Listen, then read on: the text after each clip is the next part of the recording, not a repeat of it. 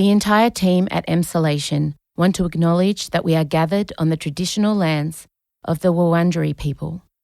We want to recognise that we are recording and telling our stories on the stolen land of our country's first storytellers.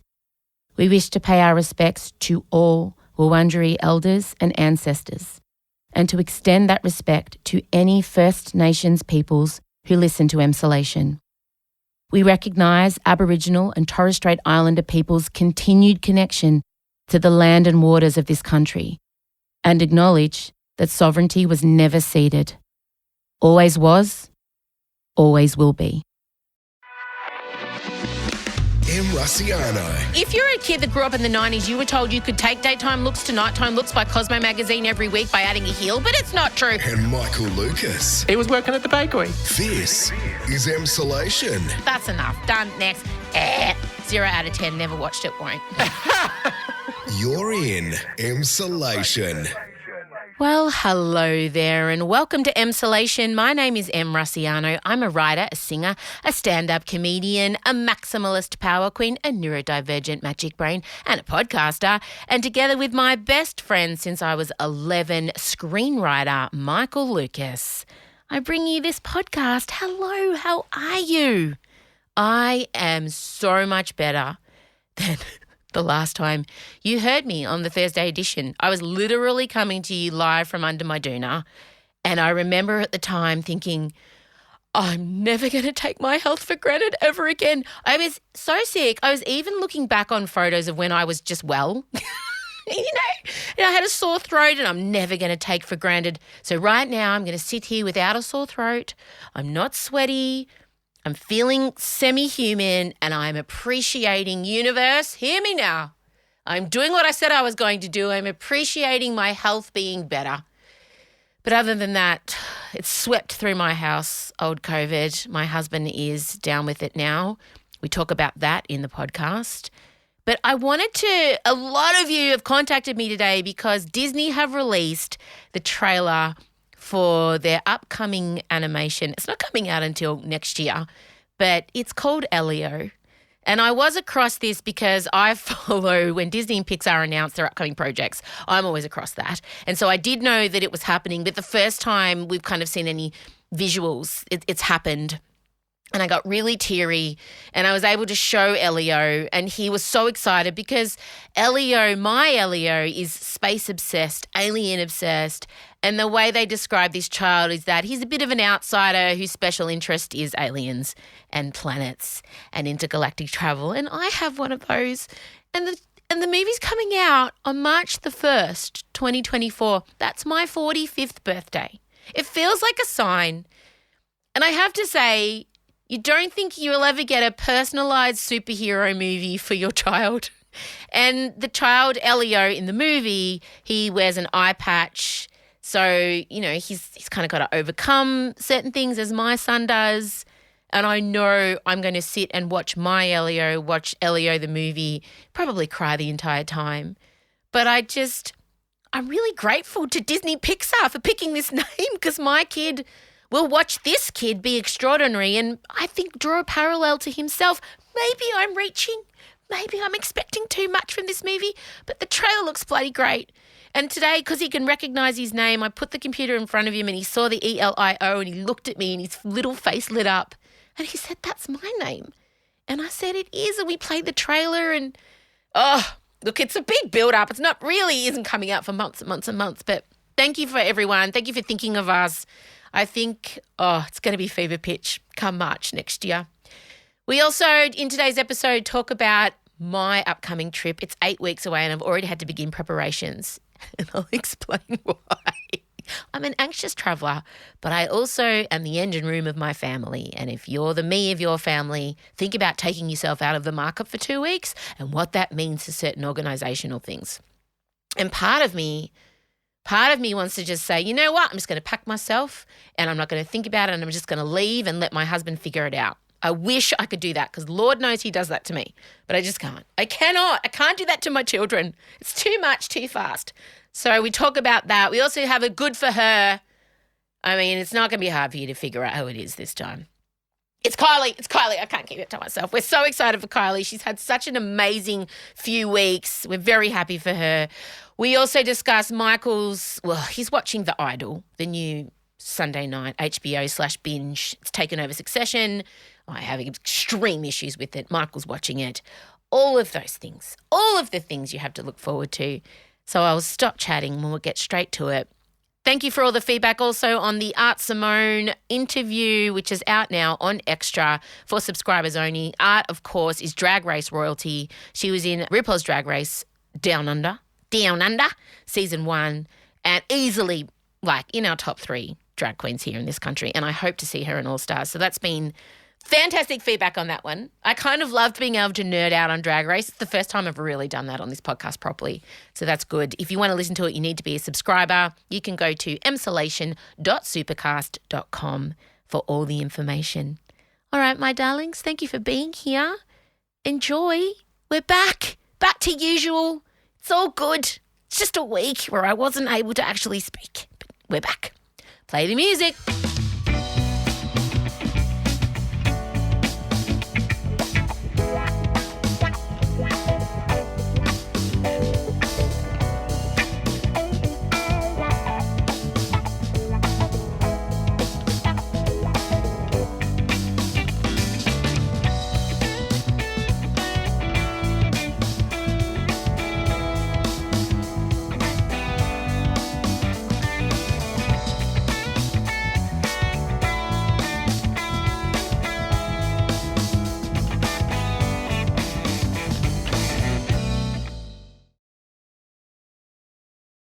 Em Rusciano and Michael Lucas. This is Emsolation. Michael Lucas live. Are you in Notting Hill? Kensington. It's not far. I do walk to Notting Hill, yes. I just imagine Julia Roberts and Hugh Grant just trotting past you in the morning on their morning stroll off to get a coffee. I have to say I've not seen many celebs, or indeed any, unless they've been on stage and I've paid gazillions of dollars of tickets to see them. But no, I keep wandering around. The other day I saw a red-haired gentleman and I thought, oh, Prince Harry? Before I realised. No, he's in Montecito. Oh, but what about, are you near where they filmed Ted Lasso? Oh, God, where's Ted? No, Ted Lasso's more, isn't it more like Hackney? Oh, I don't. This is our research is really not showing. No, I am very close to where they filmed Notting Hill, Amazing. But of course that whole area now. I mean, let's just say the original charm of that street is somewhat dissipated, and that travel bookstore that Hugh Grant used to work in, that gorgeous little thing, is now like a big branded shop where you buy all the merchandise and everything like that. Oh. I'm much more in a street that feels like My Fair Lady / Mary Poppins. Well, I need you, once we've finished recording, because it is 8 o'clock in the morning there, it's 5 p.m. here, I want you to go and do some content creation in your street. We call it content creation in the business. I need some assets from you so that I can post them so the Emsolators can picture where Michael Lucas is coming live from each week. It's very important to position you. But you did mention that you've been spending gazillions of dollars on celebrities. Yes, and as people will know, we didn't get to talk about it last week because I had what a tease. Covina, and obviously I was worried that in the end people would think, I mean, obviously you beautifully explained it in the introduction, but I was thinking people would be thinking, did it finally in the end break them? Was the weight of it too much? They can't come back from this. I almost wanted to put out an Instagram going, just so you know, Em is sick. It's not what you think. I did think about that, the straight after the betrayals happened, no ep. Imagine if I didn't. I know. No, we don't have the capacity to be that dramatic, but you did go, and I did notice a distinct lack of posting from you because, of course, I was on your socials as soon as I could, Oh, there was a reason for that though. What? Because it was that standard thing when you're in a concert and every single friggin' person is posting, you just can't. I was sending you things that took forever to land. So I was attempting to post, and it was only really when I cleared the concert and got to decent Wi-Fi that I was able to do it. So apologies for that. So, what's your review of Beyonce live from Tottenham? How was the show? What's your rating? What do you feel she nailed? What did she miss? What were the highlights, the lowlights? Okay. Look, the rating was pretty pretty damn high, I've got to say. It's at least a 9. Wow. I mean, I just love that album so much. And so she would really have to screw it up for me not to love the concert. And to put it mildly, she did not. Tottenham as a location for a concert, amazing stadium, so hard to get to. I cannot believe it. And also, they shut down the trains on the way home. Like the overground rail line was shut. Why? Made no sense at all. Whoa. So there was like 50,000 people that were, that was the worst aspect of the night. But in general, the crowd was amazing. My seats, you will note, I wouldn't say I was close. It was very much a watch her on the screen sort of the situation. So I am immensely looking forward to being right in the hub. And I'm not just saying that. Like when you were there, you could see that like, because the stage like comes out on all these platforms and everything like that. But I mean, you know, she was amazing. And yes, there's less dancing, much less than you used to. Yeah. We can speculate as to the reasons why. I'm sure you've got conspiracy theories. Foot surgery. No, not a conspiracy. It's true. But she made up for it with astonishing, just the staging was out of control. And there were bits that literally Adrian and I are discussing, we still don't understand. I'm sure you're aware of them.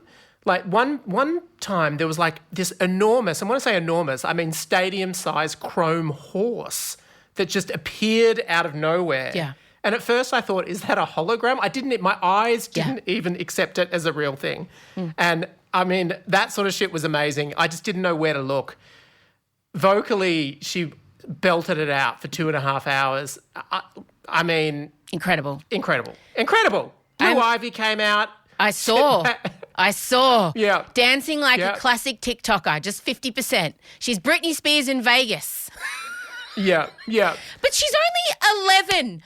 Can you imagine? I know. If I had have been pushed on a stage at 11 years of age with all my armpit hair and self-consciousness and complete lack of ability to, look people in the eye, it is astounding that she's only 11. I have to say. It is. Excellent parenting. And she was definitely ice cold with confidence. It was amazing.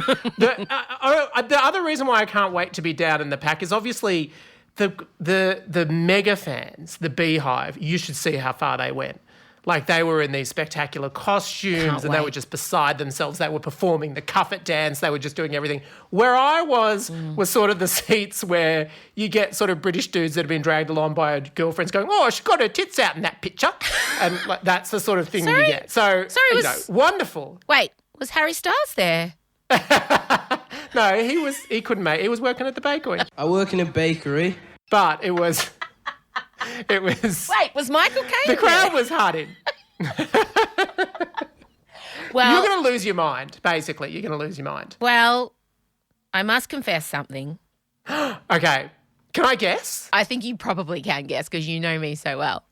Yeah, go guess. Is it? Well, it's clearly some sort of concert that I'm not going to. No, I've already watched the entire show because from your show, someone has uploaded a 4K. Some person sat for 2.5 hours holding their iPhone and got the entire concert perfect. Like, it's like I'm there. I don't know how. Right. But why would you do that? Like, they didn't waver. Then can you imagine holding your phone still? For that long? But can I just ask, though, what sort of frame size and where were they positioned? Because the show spreads out. They were positioned... There are bits where the twins... Perfectly. They were positioned Really? halfway down the catwalk. So they got everything on stage and then just with a turn to their left, they got everything she was doing at the end of the catwalk. I saw Beyonce give birth to herself through a mechanical vagine with a metallic... canal. I saw the Mad Max-esque stripper pole tank. I saw her. Did you see the bit where she comes up and then she's in this metallic thing and then it opens. And she's inside. She's released to the world. But I didn't. And obviously the robot arms. The robot arms were incredible. I do have to tell you, I did stop it before I didn't see the last, I would say, 4 songs. So I didn't see the Disco Horse. I thought I needed to save the finale for when we see it in LA. What restraint Thank you. showed. You just watched 87% of the concert. Chella and I were sitting there and you should have seen the conversation. I go, just see if any of it's online. We'll just watch a few clips. And then we type it into YouTube and both of us screamed. We screamed. And Scott's like shut behind a COVID-ridden door because Scott has COVID now. Of course he does. God forbid I have the sick glory, but we'll get to that later. And we're like, oh, and he's like, what's going on? We're like, Beyonce, there's a whole version of it uploaded. And Chella's like, it'll be crap. It'll be so crap. It'll be shaky. It'll be awful. And then it appears on our screen and it's stunning. And we keep spectacular. We keep looking at each other and she's like, should we do it? I'm like, I don't know. Should we do it? Should we do it? I don't know. I feel like this is weird. And then Chella's like, well, he bought tickets. Stuff him. And I was like, yes, we were justifying it. And then I'm like, but what about Beyonce? Will she be mad with me? Like, would she be mad knowing that I'm watching this show and it's a bootleg copy? It's a very good bootleg copy. And then she's like, nah. She's got your coin. I've already paid for a She ticket. could have done the Madonna and made us all lock up our phones. Yeah. And she didn't. Nah, she didn't. So in the end, because there's no visuals, I think she's quite happy for us all to put our own visuals out there. So I did watch a lot of it. And I have to say, I think it's a huge mistake that she opens on Dangerously in Love. Really? Yeah. Because I watched that crowd fascinating. get whipped up. I was watching them, all the amazing vignettes, visuals flashing on the screen, Beyonce, Beyonce. And then they're all pumped and amped and everyone's up and ready. And then she goes into the ballad, I mean, one of her best ever.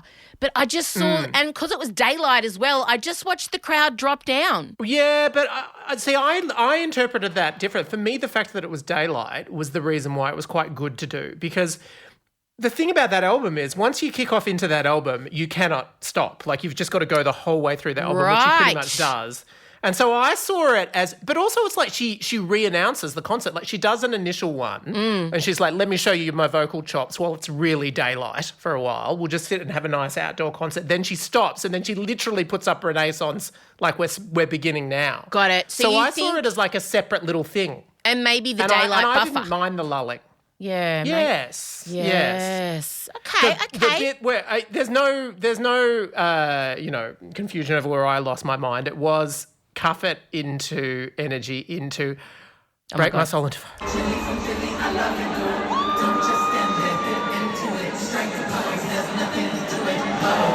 Were you okay? When I saw her do Break My Soul into Vogue, I just said to Chella, I don't know that I'm going to be able to control him when he and I do it. Who are we going to become? It was crazy. That's when the horse comes out. Oh, my God. But the weird thing is I was so fixed on her because she was dancing around the ring that all of a sudden I looked and there's this incredible chrome horse that I hadn't even noticed, didn't even understand how it got there. Is it inflatable? It's so huge. I don't know. I'm still so confused. If anyone understands how Beyonce has created this horse, please let us know. That, and then she goes away, and then I had to race to go to the toilet because I was overexcited. Of course. And I was buying drinks. And you have a bladder the size of a pea, honestly. You piss more than anyone I know. God damn it. I was standing there in the line and this woman was like taking forever to call a drink, and then I heard the first strains of Formation. I could hear like the terror in my mind, standing going, get your drinks and we've got to go back to the seat. Thankfully, it was quite a long introduction. I was back in enough time. Well, I mean, we may as well segue into it because it has been a special type of hell in my household over the last 5 weeks. I'm just going to say 5 weeks. Started off with Odette getting COVID. She was patient 0. Then my dad got it, and there was much conjecture over who gave it to who. We don't know. But it all started around Mother's Day. Whenever I saw him. Yeah, something like that. That feels right. And so Odie got it and Chella got it. Then I got it. You took so long together that I assumed that the window had passed. You were in the clear, but you were just cooking it that whole time. And it was so weird because it was last Friday week ago, and I felt the moment the COVID exploded in my cells. I pinpointed it. I was walking down the hallway and I said, Scott, I don't feel well. And then all of a sudden it was like a switch was flicked. And everything just got a bit hazy and dizzy. It was like I'd had like someone had spiked my drink vibes. And I lost my legs. I had to go lie down. Within an hour, no taste buds. It was crazy how it hit me and how fast. And I have never been sicker. This was worse than the first time. I had to, like, my doctor, who's amazing, but he's like, you have to get yourself into emergency. And I said no because my breathing was really laboured. So we bought a blood oxygen oximeter, which I didn't even know. You can just pop down to Chemmart and get one.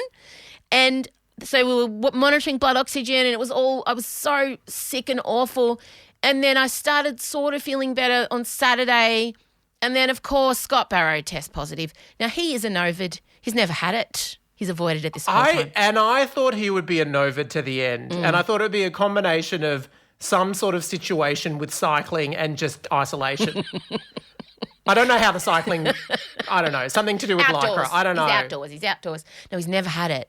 And he was boasting that all last week. And he kept walking in and out of the room I was in. And instead of wearing a mask, Scott would put his hand in front of his face. It was so Vince Russiano. It was so my dad burning in and out of Bunnings during COVID, not wearing a mask and because he said, I'm going fast.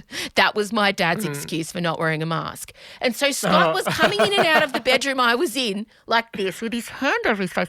I said, listen, dickhead, that is not how airborne diseases work. He's like, no, I'll be fine.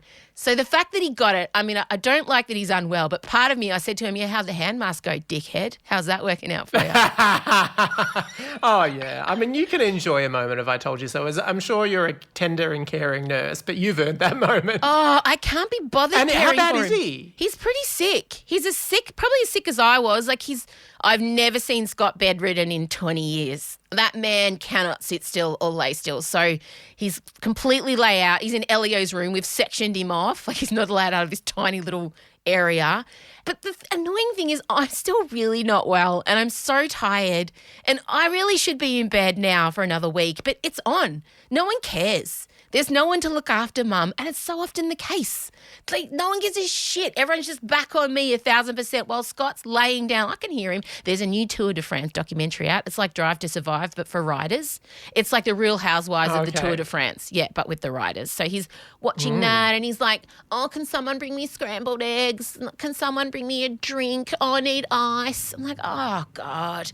But today, while he was unwell, I thought, I need to remind him that I'm going away in 8 weeks. I'm joining you and Adrian in New York, where we're obviously seeing Madonna and Beyonce. And I have to start the campaign now. And I know you find this bizarre. So is it the campaign preparing what will happen in the house while you're gone? Yeah. Or is it that, right, okay, yeah. No, that makes more sense. He needs to be brought up to speed, but also he can't when he's lying flat on his back in bed. But the thing is, I've brought the trip up a couple times and he stonewalls me. His face just drops into dark thunder and he just kind of glazes over. He doesn't ask me, doesn't even know where we're going, doesn't know who we're seeing, what we're doing, nothing. And it's been really bugging me.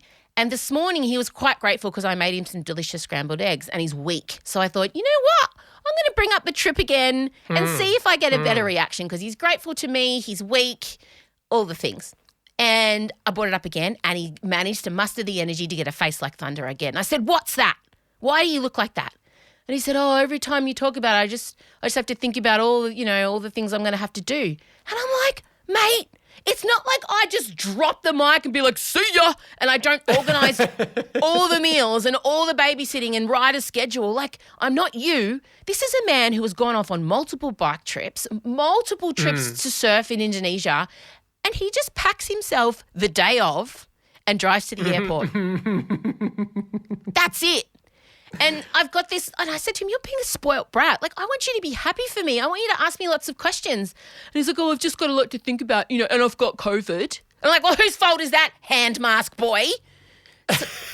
So I said to him, don't worry, we're going to get help. We're going to get, Elio's got a carer, Steph, so she's going to do a few more days. My parents are going to be involved. There'll be a whole schedule. There's school holidays for Odie. So it's only 14 days as well. I want you to understand this. But anyone listening now who is the me of their house, you understand why I'm beginning to feel. I Googled packing cells. I'll get some nice little packing cells. Okay, yeah. So I'm starting to think about the fun aspect of it because I love packing for a trip. It's my passion.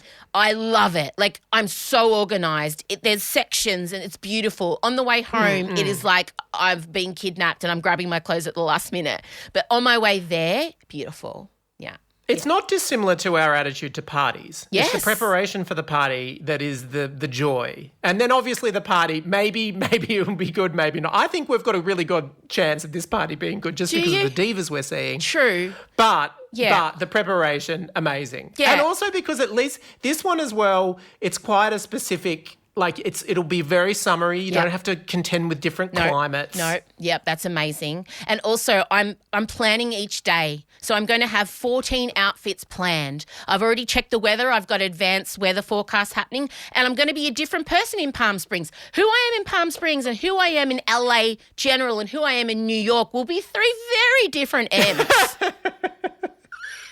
No, and I wish I could say me too. And I'm going to be getting my no. eyebrows laminated, eyelash extensions, toes done, hands done. I'll probably get a little bit of Botox between here because I've let the Botox go because I thought I've got so much COVID, don't need botulism in my system as well. So I've tried to be tox I'll probably get a bit of tox between the brows. I'll get my mullet extensions put in, probably get a spray tan. I started doing like squats in the shower, so I'm definitely going to be really fit in 8 weeks from the 10 I'm doing a day while I'm in the shower. Can I just say, you get your eyebrows laminated? Yeah, I'll get them laminated. So they're just done all the time. They're amazing. Oh, okay. Yeah. Laminated for me is still what used to happen to your library card in high school. Sort of the same, but with the hairs on your face. Really? So there's plastic on your face? Sort of. It's like a perm. You know when people get a perm and they get curly hair and they get that, and it sets the curls for a long time? Okay. This is the straightened version of that. Yeah. So it's like chemically straightening your eyebrows so that they're full extensionists. They're most excellent. So there's all these things I have to prep. On top of that, a full military schedule for my family. So 8 weeks, I'm quite concerned, might not be enough. Yeah. Well, all I can do is wish you luck and promise you that every day I will come out and say, day 7, I think it's better than day 6. Well, what I'll need you to do is every morning have your phone ready and document, because I'm going to give you and Adrian an entrance. Reveal? Yeah, every morning we'll have an agreed time and I'll say, right, I'm coming. And then I'll walk into the hotel foyer buffet, wherever we are, or the lounge room of where we're staying.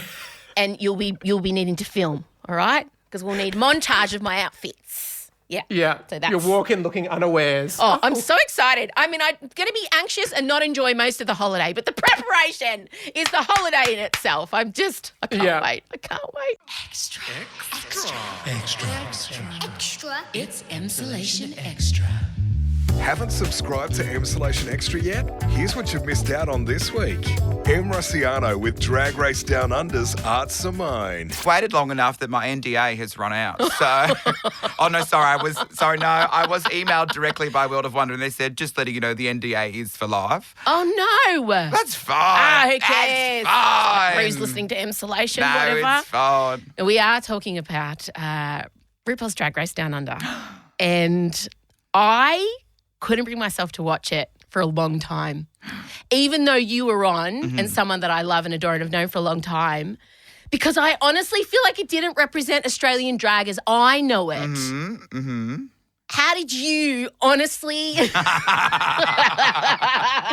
it out, come on. I mean, what people don't realise is you were having to watch it while we were all on lockdown, right? So you could do nothing. And you were the Ricky Lee of Australian drag. You were voted out far too early. Yeah, it was a lot going on. Yeah, we were in and out of lockdowns.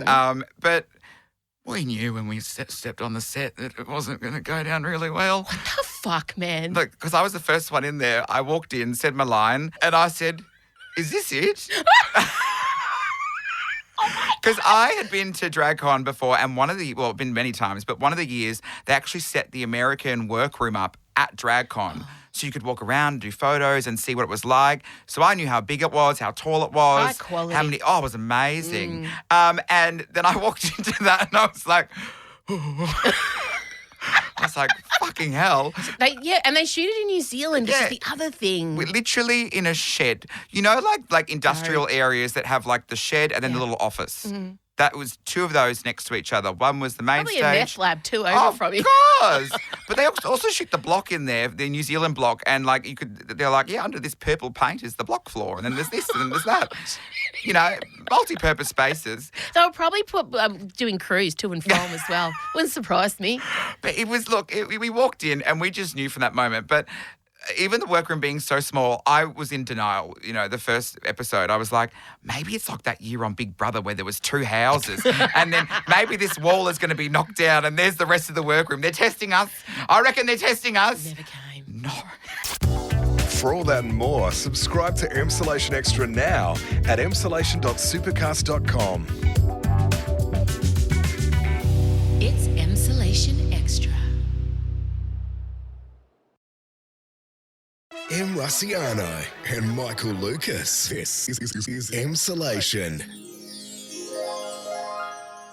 TV time. Oh, I have watched so much television in the last 2 weeks because I've been bedridden, I bet obviously. you have. I've done everything. I've watched everything. But you have been watching something. You've watched an episode of the thing I refuse to watch. Talk about it. Yeah. You talk about it. Talk about it.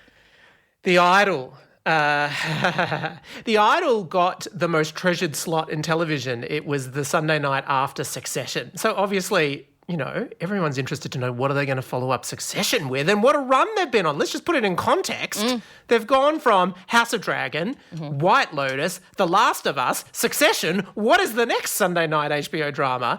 And then it's set in the world of pop music and it's got The Weeknd and it's got Troye Sivan and Dan Levy. And it's directed by the guy that directed Euphoria. Yeah, starring Lily Rose Depp. And I actually, in a rare example, had not read absolutely everything under the sun. I knew it was troubled. That's the vibe that I got, you know, about the production. But it begins, and then it's kind of very much like the I Hate Susie, which you've referenced with Billy Piper, a British show about a celebrity who was in a social media scandal. Or it's a bit like Entourage as well. And, you know, there's a lot of sassy. Dan Levy is in it. And so there's like the sassy sort of entourage trying to figure out how to deal with this crisis. And I was giving it the benefit of the doubt for a while, but truly, the more it goes on, the more you sort of think, wow, I know we like to think we live in a culture like cancel culture and you can't say anything. They're really testing it. Because this one, it's like they're deliberately steering into, I don't know, anything that basically winds back the Me Too movement feels like what they're interested in. But I think what takes the cake is you begin in this sort of drama about this Britney Spears-esque pop star who's overmanaged and who's struggling to release her next album. And then The Weeknd finally comes into it. Not an actor, not traditionally actor. And the role he's given himself is this club owner / cult leader who is so unbelievably magnetic that she just can't take her eyes off him. She can't stop masturbating about him. She just is obsessed with him. And can you imagine? He developed this show. Imagine the chutzpah to go, I've got the perfect role for me. The perfect role for me is the unbelievably enigmatic cult leader dude that this intensely beautiful woman, she only gets one scene to herself in the entire episode that I watched, like one moment where you can dig into her character and basically she masturbates thinking about him.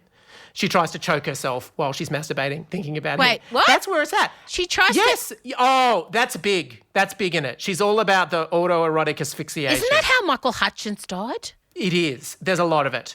There's a lot of that going on. She's trying to choke herself whilst masturbating. Yes, it's a bit 50 Shades. That's what she's into. But how does she manage both? I know. She's coordinated. Yeah, look, I'd be interested for you to watch that scene and to say whether you think that it would biologically be possible and whether it would do the job for you. I question. I've said this on many occasions. You can tell when men direct female masturbation scenes. Right? Because that is not how masturbation looks for most of us. I've said this, mostly it's in stolen moments, under the doona, sweaty, hoping no one busts you, trying desperately if you're on some kind of medication that's numbing yourself, trying desperately just to get off, or you give up altogether. It's like, I can't be bothered.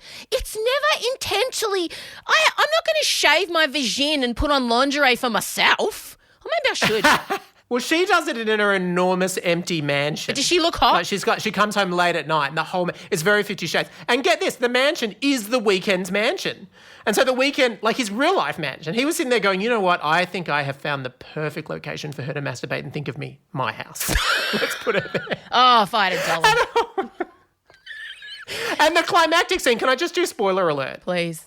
the climactic scene is that they finally build up to them having sex, and he puts some sort of scarf over her head so she's choking. She's going, she's choking under the scarf, and then he's like, open your mouth. And so you can see under the scarf. And then he gets a penknife and he just stabs a hole and she's like, and end of the episode. That's it. There's also a line where her friend said he's kind of rapey and she's going, yeah, but I like that about him. Oh, stop it. It's wild. Stop it. That is, who okayed that? This is so, I refuse to watch it. And I just think the guy that you are referring to, his name is Sam Levinson, and he did make Euphoria. And I watched a little bit of Euphoria because my daughters were obsessed with it.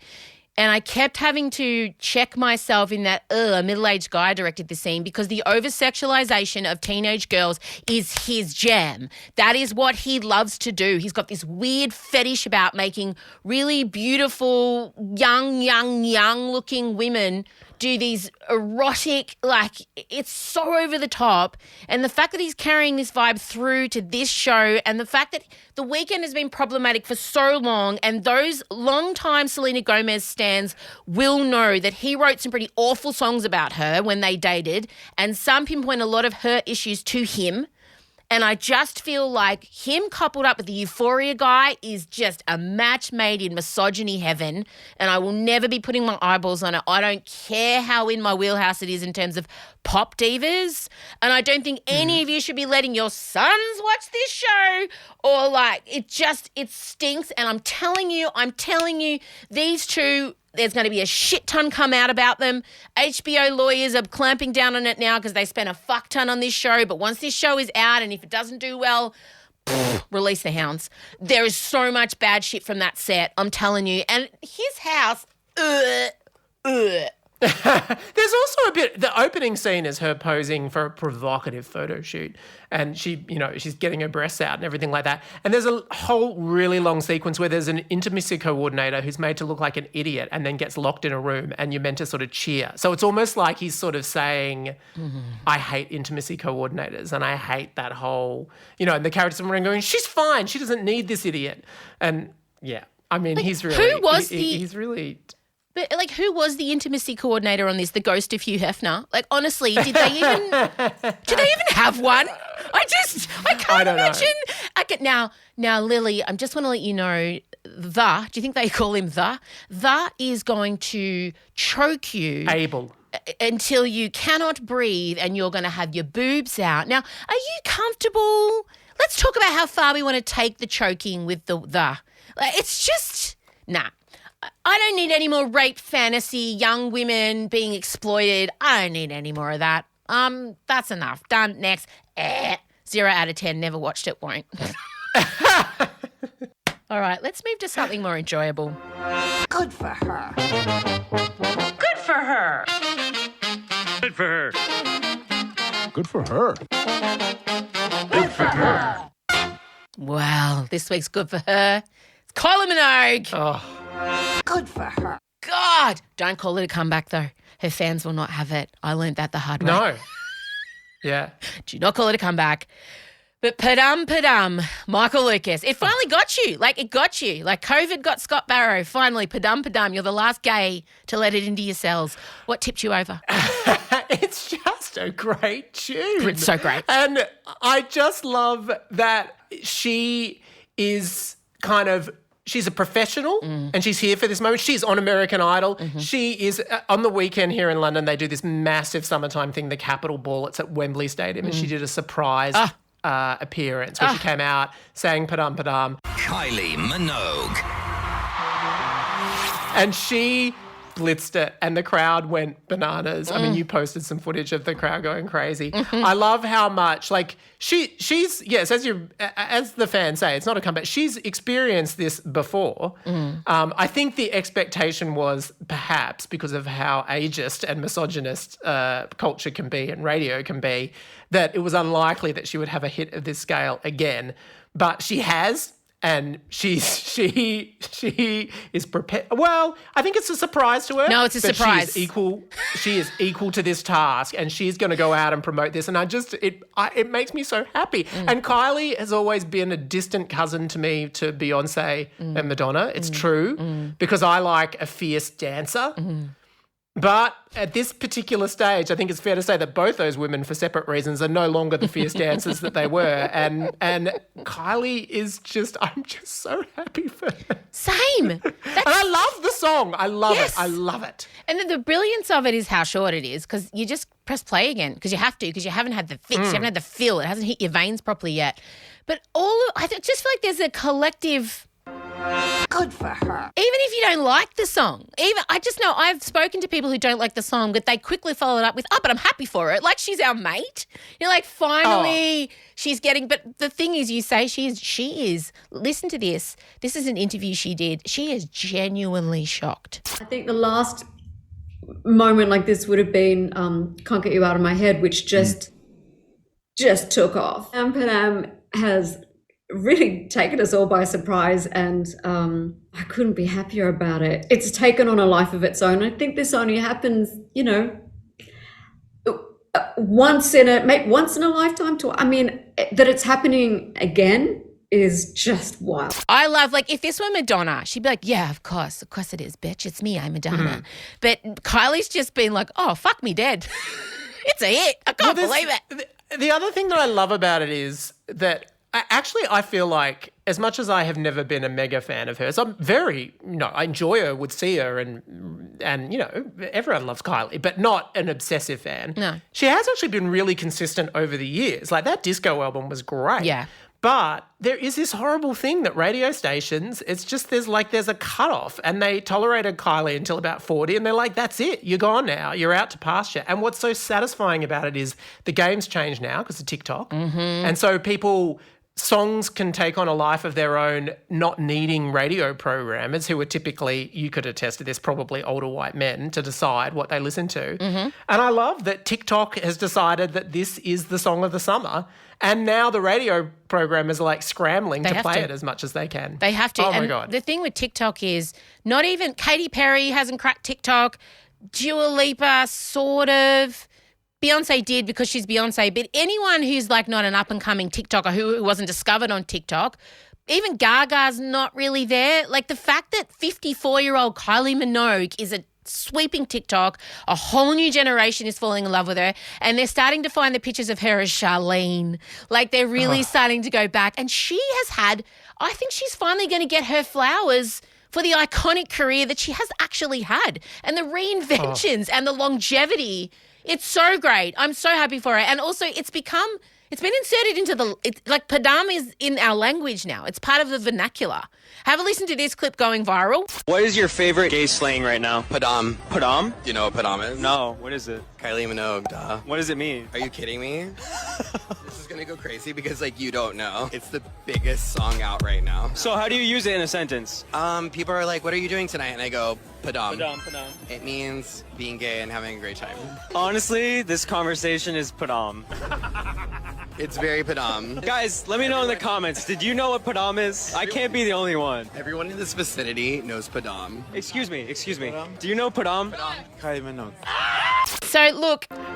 Good for her. It's so great. It's so great. And you love the song, don't you? Padam. Yeah. I'm obsessed. I sent it to you. I tipped it. Oh, you did. You are Nostradamus when it comes to this sort of, you call it so early. And we had a really early text exchange where I said, is this her believe moment? And you were like, absolutely. 100%. The best Kylie is when it's this incredibly catchy pop song, but there's a hint of darkness in there. If you think about Confide in Me and even Can't Get You Out of My Head, and there's something about Padam, the way she's singing it and some of the way that it's produced it's not like a frilly pop song. It sort of sounds like you're in my thrall.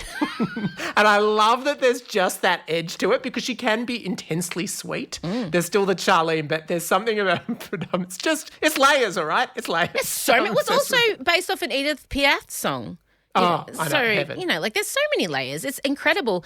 And the other thing that's happening, of course, Madonna... Good for her. Has finding herself with 2 hits, Vulgar with Sam Smith and the one she did with The Weeknd, which, yes, I have issues with that. I know. Well, look, unfortunately, good tune. But what I saw on Twitter was Madonna stans and Kylie stans going to war, and Madonna stans saying, oh, Madonna's already did this. She did this with Confessions, or maybe... Which album were they MDMA. saying? MDMA, that's right. And then Kylie fans saying, yeah, but she had her Western era first and Madonna's always ripping her off. And then the media obviously talking about the two of them and comparing them and playing them off each other. And I just want to remind everyone that's really ageist and misogynist, and we don't need to do that. We just don't. And also, they are massive fans of each other, well documented. Well documented. Yeah. So I just think we need to stop the urge.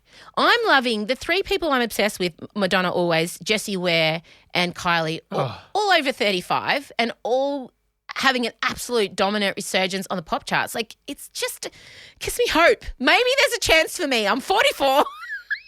Oh, and it is hopeful. But also it is because, again, in the modern digital world, those old radio programmers don't control everything. Correct. Yeah. And actually, when you give it to the people, they just want a good tune. And this whole notion that a young person will close their ears if they hear a sound come out of a body that is not in, that is not What's younger that? than 40. I can It's hear the decay. bullshit. No, it's so bullshit. I agree. So it's good. So we say, Good for her. to Kylie Minogue, we're really happy for you, doll. All right. Well, I think we're done. What are you up to today in England town?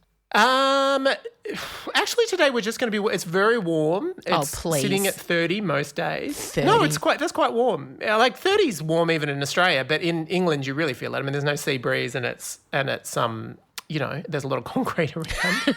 So we're going to wander up to High Street Kensington and commence work and do all that sort of stuff. The excitement of this week is we're seeing a new version of Cabaret with Maud Apatow. Playing Sally Ball. Speaking of Euphoria, do you know, obviously we haven't spoken about it because you haven't watched it yet, but the Tonys have happened and Lea Michele finally performed as Fanny Bryce. Didn't win. Not eligible. No, but not eligible. No, because but it was true, yes. Everyone in the audience you could see was watching her sing and this look of, yes, she's problematic, but fucking hell, what a voice. Like, it was just, you could just see everyone trying to figure out what to do with their face because the performance is undeniable. She is and if you go and look at her Instagram, she's put a post up and read the caption. I'll read the caption. One moment. Okay. Because you can just feel that, please just let me have this, guys. Like, I know I've done some awful things. Lea Michele. There she is. There's a picture of her holding up flowers with her, like, the audience. No one's standing up, but she's very happy with the performance. Here's the caption. I thought a lot about what to say for this post. There's so much to say. But the simple truth is that I've waited my whole life for this moment.